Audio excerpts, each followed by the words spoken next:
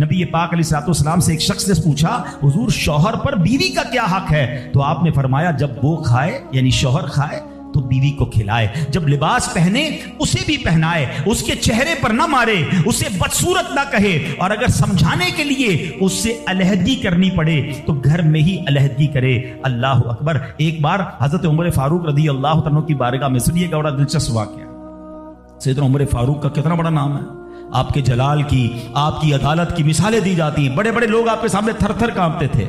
حضرت عمر کا حال یہ تھا، آپ کا گھر میں انداز کیا تھا کہ ایک شخص آیا کہ میں حضرت عمر کے پاس جاؤں اور بتاؤں میری بیوی جو ہے مجھ سے اس طرح بات کرتی ہے، اور میرا وہ انداز نہیں ہوتا جو شوہر کے سامنے ہونا چاہیے، ہوتا ہے گھروں میں ہو جاتا ہے۔ تو حضرت عمر کے دروازے پر پہنچا نا تو اندر سے اسے سیدنا عمر فاروق رضی اللہ تعالیٰ عنہ کی زوجہ ام کلثوم رضی اللہ تعالیٰ عنہ کی ناراضگی کی عالم میں گفتگو کرتے ہوئے سنا۔ وہ حضرت عمر سے بات کر رہی تھی، تو وہ شوہر سوچنے لگا کہ میں تو اپنی بیوی کی شکایت لے کر آیا تھا، حضرت کے تو گھر کا بھی معاملہ ہی ایسا ہی ہے۔ تو وہ کہتے میں واپس ہونے لگا۔ حضرت عمر نے بلا لیا، کیوں آئے تھے؟ تو کہا کہ میں تو حضرت اپنی بیوی کی شکایت کرنے آیا تھا، مگر میں آپ کے دروازے پر آیا، آپ کے گھر کا ماحول دیکھا تو میں سمجھ گیا ہم دونوں ایک ہی معاملے میں ہی ہیں، آپ کا بھی ویسا ہی حال ہے۔ اب حضرت عمر نے جو ان کی تربیت فرمائی نا، آپ نے فرمایا میری بیوی کے مجھ پر چند رائٹس ہیں، چند حقوق ہیں، مجھے اس سے چند فائدے حاصل ہوتے ہیں جس کی بنا پر میں اس سے درگزر کرتا ہوں۔ پہلا یہ کہ یہ میرے لیے جہنم کی آڑ ہے، میرا دل اس کی وجہ سے حرام کاموں سے بچا رہتا ہے۔ نمبر دو، جب میں گھر سے نکل جاتا ہوں یہ میری خزانچی بن جاتی ہے، یعنی میرے مال کی نگہبان بن جاتی ہے، میری دھوبن بن جاتی ہے، میرے کپڑے دھوتی ہے، میرے بچے کی پرورش کرتی ہے، میرے لیے روٹیاں اور کھانے پکاتی ہے۔ تو وہ شخص کہتا ہے یہ سارے فائدے تو مجھے بھی اپنی بیوی سے حاصل ہیں، تو میں تو کبھی درگزر سے کام نہیں لیتا۔ وہ مجھے کہتی میں اسے لڑنا شروع کر دیتا ہوں۔ کہتا آج آپ کی بات سے نصیحت مل گئی، اب میں اپنی بیوی کی چھوٹی ماٹی باتوں کو میں بھی درگزر کر دوں۔ کتنی پیاری بات بتائی، ہم وہ ساری باتیں بھول جاتے ہیں، ایک غلطی پر پکڑ لیتے ہیں، ایک غلطی پر ڈانٹتے ہیں، ہر غلطی پر جناب ایسا نہیں ہوتا، ہر غلطی کی سزائے موت نہیں ہوتی ہے۔ ہم غلطیاں نہیں کرتے، اگر جس طرح ہم اپنی بیوی کو اور غلطی پر ڈانٹتے وہ ڈانٹنا شروع کر دے پھر کیا حال ہوگا؟ تو ایسا نہ کرے، وہ بھی دل رکھتی ہے۔ ہم نے کسی انسان سے شادی کی ہے، کمپیوٹر سے نہیں کی، ٹھیک ہے نا؟ تو کمپیوٹر بھی آج کل وائرس آ جاتا ہے، تو وہ تو انسان ہے، غلطی ہو گئی، کوئی بات نہیں۔ تو سبحان اللہ، اتنا پیارا مذہب ہے۔ اور اب آؤ، اسلام نے عورت کو جو ایک اور روپ دیا ہے، ایک اور مقام دیا ہے، اور وہ مقام ماں کا مقام دیا ہے، اور ماں کے قدموں تلے جنت فرمایا۔ ماں کا کیا مقام دیا کہ ماں کو محبت کی نگاہ سے دیکھ لو تو حج مقبول کا ثواب ہے۔ اچھا، اسلام کی تعلیمات کی جو بنیاد ہے، جو ماخذ ہے، جو مرجع ہے، جس کے ذریعے سے سمجھے علم و فضل کی نہریں جاری ہوتی ہیں، وہ کون سی کتاب ہے؟ وہ قرآن مجید ہے۔ قرآن مجید کی سب سے بڑی سورت کون سی ہے؟ سورہ بقرہ۔ اب ذرا سمجھیے گا ماں کا مقام کیسا۔ قرآن پاک کی سب سے بڑی سورت سورہ بقرہ، اور سورہ بقرہ کس کو کہتے ہیں؟ گائے کو۔ یہ کون سی گائے تھی؟ یہ دنیا کی سب سے قیمتی گائے تھی۔ اگر اس تفسیر کو پڑھیں نا تو اللہ اکبر، پتہ یہ چلے گا کہ قرآن پاک کی سب سے بڑی سورت، اس کا جو سینٹرل آئیڈیا ہے، جو مین ٹاپک ہے، وہ بھی ماں کا ادب ہی ہے۔ وہ ایک نوجوان ہی تو تھا نا جس نے ماں کی خدمت کی، اور اللہ نے اس خدمت کا صلہ یہ دیا کہ ایک ایسی گائے ان کو مل گئی کہ جو سونے کے وزن کے مطابق بیچی گئی۔ تفصیلی واقعہ ہے، میں واقعہ پورا بیان نہیں کرتا، اشارہ دے رہا ہوں کہ سورہ بقرہ کا بھی اگر پیغام پڑھے، مفسرین نے لکھا کہ سورہ بقرہ کا پیغام یہ ہے کہ اپنی ماں کا ادب کرے، اپنے والدین کا ادب کرے، اور جب والدین کا ادب کرتا ہے اللہ ایسے نوازتا ہے، غیب کے خزانوں سے نوازتا ہے۔ اور ماں کی دعائیں، اللہ اکبر۔ حضرت بایزید بستامی کتنے بڑے اللہ کے ولی ہیں، آپ کے بارے میں آتا ہے کہ ایک بار سردی کی راتیں تھی، ماں کے لیے ماں نے پانی مانگا۔ آج کی ماں پانی مانگے تو بیٹا کہتا ہے خود پی لو ماں، بلکہ بچے ماں سے پانی مانگ رہے ہوتے ہیں، بستر پر بیٹھ کر ماں کو آرڈر چلا رہے ہوتے، امی پانی لے آؤ، اچھا چائے بنا دو، امی یہ کر دو۔ یار ماں ہے یا ہوٹل والی ہے؟ اب تو بوڑھی ہو گئی نا ماں، اب تو تمہاری باری ہے کچھ ماں کی خدمت کر لو، کبھی خود کھڑے ہو کے پانی پلاؤ، کبھی خود کھڑے ہو کے ماں کو کوئی چیز پیش کرو، اب بھی ماں کو آرڈر دینا ہے۔ مگر کمال ہے ماں کہ بیٹا جوان ہو گیا، ماں بوڑھی ہو گئی، خدمت سے پھر بھی اس کا جی نہیں چڑھاتی، پھر بھی اس کی خدمت کرتی ہے۔ ناشتے میں یہ کھانا ہے بیٹا، دوپہر کو کیا کھاؤ گے؟ اللہ اکبر۔ بایزید بستامی سے ماں نے پانی مانگا، آپ کہتے ہیں ٹھنڈی رات تھی، پانی لے کر ماں کے پاس گئے، ماں کی آنکھ لگ گئی۔ ہم جیسا کوئی ہوتا تو بستر کے کنارے گلاس رکھتا، خود بھی سو جاتا، سرد رات تھی۔ सारी रात पानी का गिलास लेके खड़े रहे।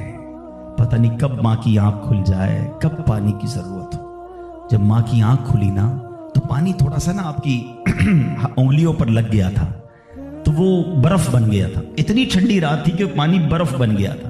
तो अब माँ ने जब पानी मांगा ना, तो जब गिलास को डिटैच किया, गिलास को अलग किया ना, तो खून निकलने लगा चमड़ी से। तो माँ ने कहा कि बेटा ये क्या हुआ? माँ ने खून बहता देखा तो सारी बात बताई कि माँ अब मैं पानी लेकर आया, आप आराम कर रही थी, मैं खड़ा रहा, अब आपने पानी मांगा तो बर्फ बन गया था। तो माँ ने क्या कहा, ऐ अल्लाह मैं इससे राजी हूं, तू भी इससे राजी हो जा। माँ के दिल से दुआ लगी ना, है वो बा यजीद बिस्तामी बन गए। वो अल्लाह के वलियों में बहुत बड़ा मकाम उन्होंने हासिल कर लिया। देखिए, अच्छा आप हो सकता है किसी को शैतान सवाल तो दिमाग में डाल ही देता है ना कि यार ठीक है, मेरी माँ भी तो दुआएं देती है। देखिए, एक माँ तो माँ ही होती है, माँ को तंग करो फिर भी उम्मूमन उसकी जबान से दुआ ही निकलती है। एक दुआ वो है कि आप माँ से कहें और वो माँ दुआ दे। एक दुआ वो है कि आप कहें ना माँ को, खिदमत ऐसी करें कि माँ के दिल से दुआ निकले। हाँ, आपको बगैर बताए आपका वालिद आपको दुआ दे, आपकी माँ आपको दुआ दे, वो दुआ जो है ना, हाँ किताबों में लिखा कि वालिदैन की दुआ औलाद के हक में कबूल होती है। हाँ, अगर दिल से दुआ निकले ना, तो माँ बाप दुआ दे दे और वो भी दिल से दुआ दे दे, फिर तो कैसा मर्तबा है। और सुभान अल्लाह, माँ बाप के बारे में किताबों में यहां तक लिखा कि बेटा बाप के साथ ऐसे रहे जैसे गुलाम आका के साथ रहता है। तो और बाप से ज्यादा खिदमत का हक किसको कहा गया? वो माँ को कहा गया। तो आप सोचिए कि माँ के कितने हुकूक बयान किए इस्लाम ने। तो मुबारक हो उन खवातीन को, माशाअल्लाह हमारा इस्लाम किस किस मौके पर औरत के कैसे हुकूक बयान करता है। और सुभान अल्लाह, एक बार नबी पाक अलैहिस्सलाम से सवाल हुआ, सवाल करने वाले ने भी कितना प्यारा सवाल किया। और ये हदीस बुखारी की हदीस है।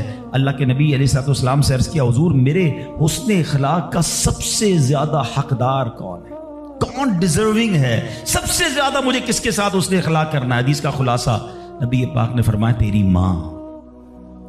फिर पूछा, हुजूर इसके बाद सेकंड? फरमाया तेरी माँ। कहा हुजूर उसके बाद? फरमाया तेरी माँ। 3 बार। फिर कहा हुजूर उसके बाद? फरमाया तेरा वालिद।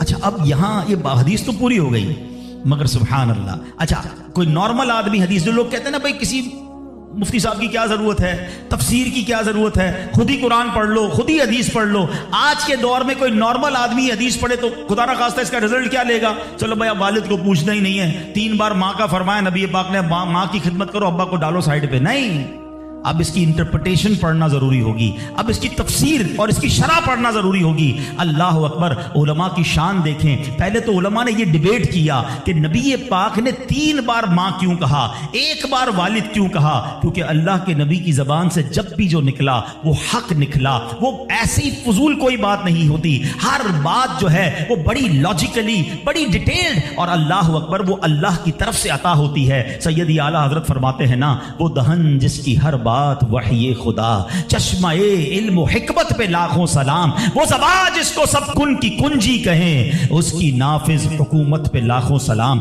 उलमा कहते हैं 3 बार जो माँ कहा है ना, ऐसे ही नहीं कहा। माँ के बच्चे पर 3 एहसान हैं। नंबर 1, माँ बच्चे को पहले 9 माह अपने पेट में पालती है, उसकी जिस्म में कितनी तब्दीलियां होती हैं, कितनी तकलीफें वो उठाती है। नंबर 2, जब पैदाइश होती है, राइट द टाइम ऑफ पैदाइश, वो बिल्कुल मौत के करीब से होकर आती है, शदीद दर्द और ऐसी कैफियत हो जाती है कि कई लोग दुनिया से चले भी जाते हैं। और तीसरी माँ मेहरबानी क्या करती है कि अपने बच्चे को फिर पालती है। फरमाया माँ 3 एहसान करती है बच्चे पर, इसलिए 3 बार माँ कहा। और इन तीनों एहसानों में वालिद एक एहसान करता है, वो बच्चे को पालता है, इसलिए 1 बार वालिद कहा। सुभान अल्लाह, एक एक लफ्ज हिकमत भरा है। अब उलमा कहते हैं इस हदीस का मतलब ये होगा कि इज्जत वालिद की ज्यादा करेगा और खिदमत माँ की ज्यादा करेगा, यानी वालिद का भी एहतराम है। अल्लाह अकबर, ये हमारी शरीयत है। इस्लाम से पहले के हालात देखें ना औरतों के बारे में, तो हैसियत क्या थी कि वो मर्दों की ख्वाहिशात पूरा करने के लिए खिलौना थी। औरतें दिन रात मर्दों की खिदमत करती, محنت مزدوری بھی عورتیں کرتی اور جو کچھ کماتی وہ مردوں کو دے دیا کرتی، مگر وہ ظالم مرد ان عورتوں پر کچھ بھی خرچ نہ کیا کرتے، عورتوں کو جانوروں کی طرح مارتے پیٹتے تھے، ذرا ذرا سی بات پر عورتوں کے کان، آنکھ اور ناک کاٹ دیا کرتے تھے، عورتوں کو دردناک سزائیں دے کر قتل کر دیا کرتے۔ باپ کے مرنے کے بعد، اب دیکھیں کیا تھا اسلام سے پہلے، کہ باپ کے مرنے کے بعد جس طرح اس کے لڑکے جائیداد کے مالک ہو جاتے تھے، اس طرح اپنے باپ کی بیوی یعنی اپنی ماں کے بھی مالک ہو جاتے تھے۔ معاذ اللہ، اپنی ماں کو لونڈی بنا کر رکھتے تھے۔ اللہ اکبر۔ عورتوں کو ان کے ماں باپ، بھائی بہن، شوہر کی میراث میں کوئی حصہ نہیں ملتا تھا، عورتیں کسی چیز کی مالک نہیں ہوتی تھیں۔ عرب کے بعض قبیلوں میں تو یہ ظالمانہ دستور تھا کہ بیوہ ہو جانے کے بعد عورتوں کو گھر سے باہر نکال کر ایک چھوٹے سے تنگ اور تاریک جھونپڑے میں 1 سال کے لیے قید رکھا جاتا، کھانے پینے اور تمام ضرورتیں وہ اسی جھونپڑے میں پوری کیا کرتی تھیں۔ بہت سی عورتیں گھٹ گھٹ کر مر جاتی، جو زندہ رہ جاتی تو 1 سال بعد ان کے دامن میں اونٹ کی مینگنیاں ڈالی جاتی اور ان کو فورس کیا جاتا کہ کسی جانور کے بدن سے اپنے بدن کو رگڑیں، پھر اسی گندی حالت میں پورے شہر پر ان کا چکر لگایا جاتا تھا اور گویا یہ اعلان ہوتا تھا کہ اس عورت کی اب عدت ختم ہو گئی ہے۔ اللہ اکبر۔ ایسی ایسی رسمیں تھیں، ایسے رواج تھے، عورتیں بلبلاتی، روتی، تڑپتی، مگر ان عورتوں کے زخموں پر کوئی مرہم رکھنے والا نہیں تھا، کوئی فریاد سننے والا نہیں تھا۔ اللہ اکبر۔ 12 ربیع الاول کی صبح صادق کے وقت کائنات میں ایک ایسا نور جلوہ گر ہوا، ایک ایسی شخصیت آئی جہاں جس نے جہالت کے اندھیروں کو ختم کیا، وہاں ساری دنیا کی عورتوں کے لیے ایک ایسے دکھ کا مداوا بن کر آئے۔ نبی پاک علیہ الصلوۃ والسلام ایسے احکامات لے کر آئے، اتنی پیاری شریعت اور مذہب لے کر آئے جس میں اللہ کے دین نے عورتوں کو ایسا مقام عطا کیا کہ سبحان اللہ، عورتوں کی قسمت کا ستارہ چمک اٹھا۔ اسلام کی بدولت ظالم مردوں کے ظلم و ستم سے کچلی اور روندی ہوئی عورتوں کا درجہ اس قدر بلند ہوا کہ عورت معاملات زندگی اور موت کے ہر مرحلے پر عورت کو باوقار مقام حاصل ہوا۔ مردوں کی طرح عورتوں کے بھی حقوق جو ہے وہ بیان کیے گئے، عورتوں کی حفاظت کے لیے احکام خداوندی نازل ہوئے، عورتوں کو مالکانہ حقوق مل گئے، عورتیں اپنے مہر کی رقموں، اپنی تجارتوں، اپنی جائیدادوں کی مالک بنا دی گئیں، اپنے ماں باپ، بھائی بہن